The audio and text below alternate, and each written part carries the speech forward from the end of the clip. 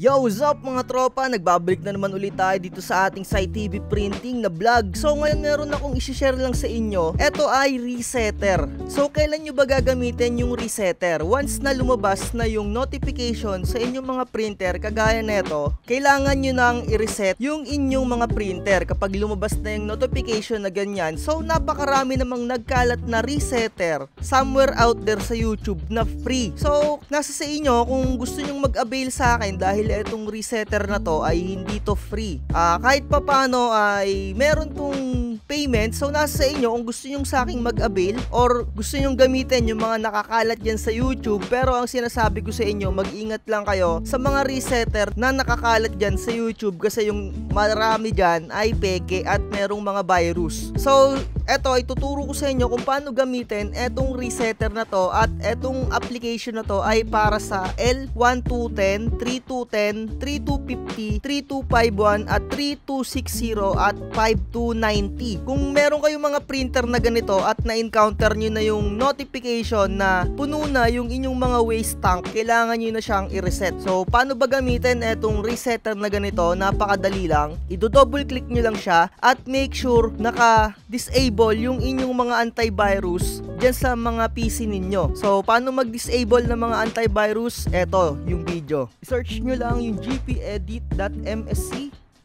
tapos click nyo yung administrative template. Makikita nyo dito yung window components. Hanapin nyo lang dito yung Windows Defender Antivirus or yung Microsoft Defender Antivirus. I-click nyo lang yung turn off Windows, tapos enable. Ayun na yun. Okay nyo lang. So once na na-disable nyo na yung inyong mga antivirus, i-right click nyo lang itong adjustment program at make sure na run as administrator. Dito may lalabas na password na ganito. So once na nakapag-avail ka na ng aking resetter, ibibigay ko sa inyo kung ano yung password dito. So once na mailagay mo yung password, eto na yung may encounter ninyo. Kailangan mo lang i-select yung printer na yung i-reset. Ayan, ganito. Kung meron kayong printer na L3210, eto yung pipiliin nyo.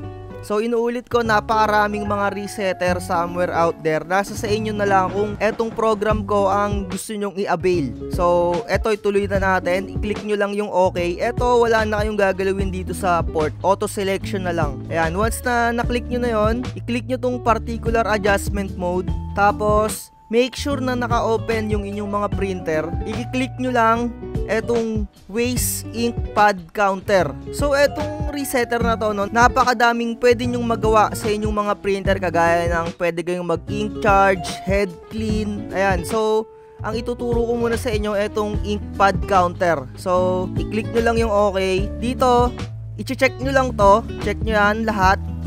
Tapos click nyo tong check. Tapos may mga lalabas na value dyan. Dahil wala tayong 3210, hindi ko maipapakita sa inyo, no? So once na lumabas na yung value dyan, i-click nyo yung initialize.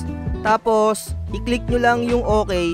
Tapos once na ganon, kailangan yung patayin yung printer. May magpa-prompt dyan na kailangan yung patayin yung printer. Tapos nun, pwede nyo na ulit buksan, naka-reset na yon. Okay, pagkatapos nun, i-click nyo na lang yung finish. And then okay na yon. So ganun lang kadali mag-reset ng printer. So ayun lang, like, share, and subscribe. Bye. PM nyo lang ako sa aking Facebook page kung gusto nyo